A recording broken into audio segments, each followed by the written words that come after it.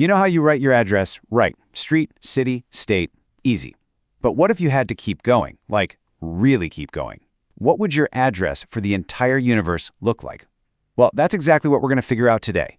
We're taking a trip starting right here on our home planet and zooming all the way out to find our full cosmic address. So, that's the big question, isn't it? What is our full cosmic address? We're going to tackle this by doing a kind of cosmic zoom out, peeling back one layer at a time. By the end, we'll know exactly where we fit into the whole shebang. All right, every big journey has to start somewhere, and ours kicks off right here at home. We're starting in a place we're all pretty familiar with, our little cosmic neighborhood. I'm talking about the solar system, of course. It's this amazing collection of planets, rocks, and ice, all doing this incredible cosmic dance around one huge star. And when I say huge, I mean, get this, 99.8%. That's how much of our solar system's entire mass is locked up in the sun. It's almost everything. That means every single planet, every moon, every asteroid, all of it is basically just the cosmic leftovers, trapped by the sun's immense gravity in this beautiful, constant orbit. So, if the solar system is our neighborhood, who are the neighbors?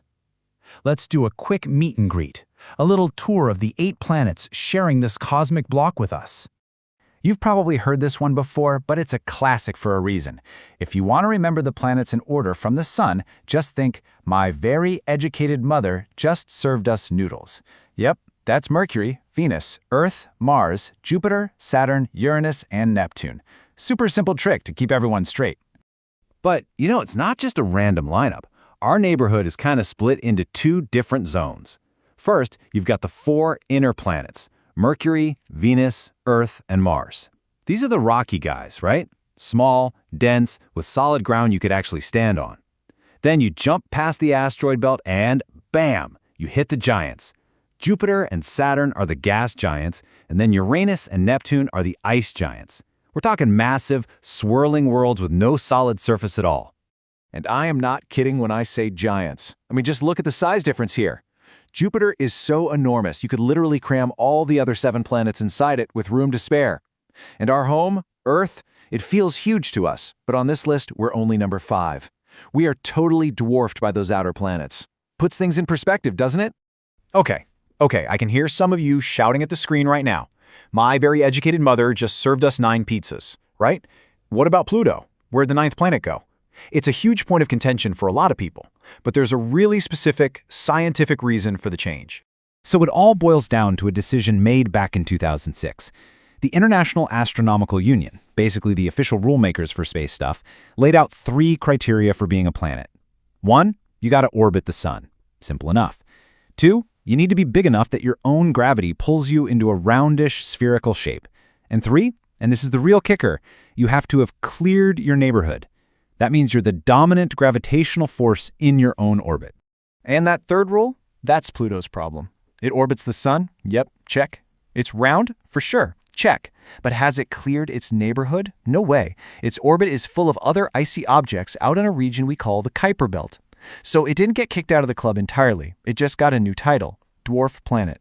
It's not alone either. There are a few others in that category now. Speaking of the Kuiper Belt, that's actually our next zoom-out point. What in the world is going on out there, in the super cold, dark edges of our solar system? Let's push past the planets and take a look at the system's really distant frontiers. Okay, so way out past Neptune, you've got the Kuiper Belt. Picture this giant donut of icy, rocky bodies. It's basically leftover construction material from when the solar system was built. But hold on, we're not done yet. Zoom out even further, and you hit the Oort Cloud. Now, we haven't seen it directly, but it's this theoretical colossal sphere of maybe trillions of comets that completely surrounds everything. This is it. This is the absolute edge of the sun's gravitational pull. All right, brace yourselves because we're about to make a huge jump.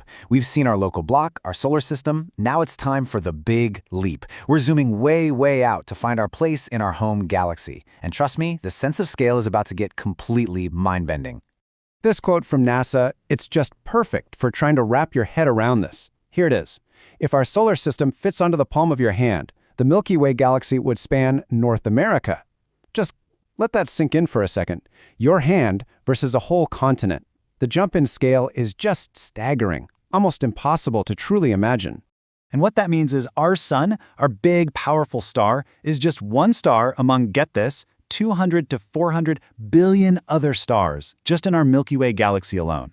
We're not even in a particularly special spot. We're tucked away in a spiral arm called the Orion Arm, kind of in the suburbs of the galaxy, about 2/3 of the way from the center.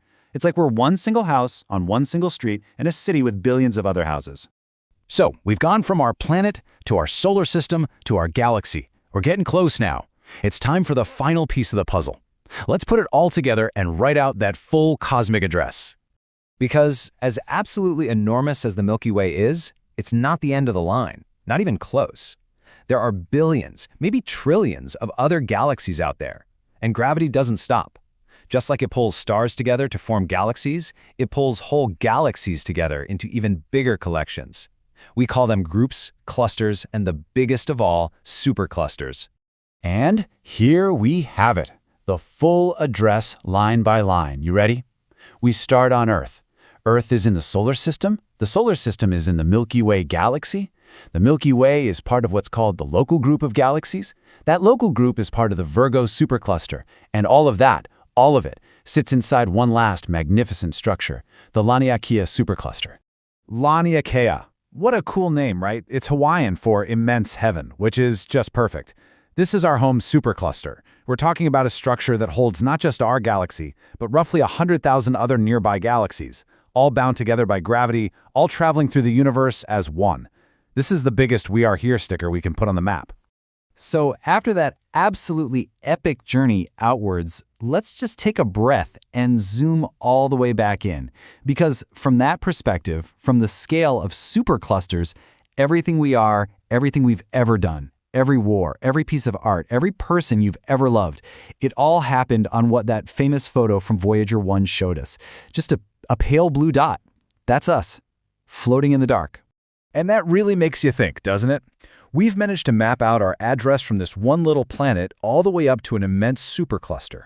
But when you realize just how vast it all is, it begs the question, what else is out there? What haven't we found yet? It just feels like the journey of discovery is really